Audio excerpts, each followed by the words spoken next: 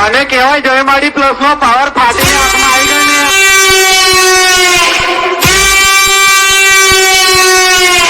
open challenge શોખ હતો ને આપવાનો હવા નીકળી ગઈ ને તમે બાપ આવ્યો ત્યારે હવા નીકળી ગઈ ને બંકો તમને કહું પીછો હતો નહીં 300 હાથ લાગે કે 302 લાગે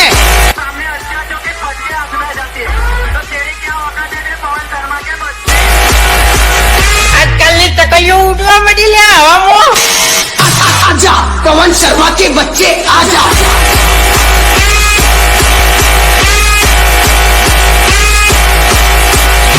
गुजरात का एक ही गोल फादर है बोले तो वीएसएल नंबर 1 बोलते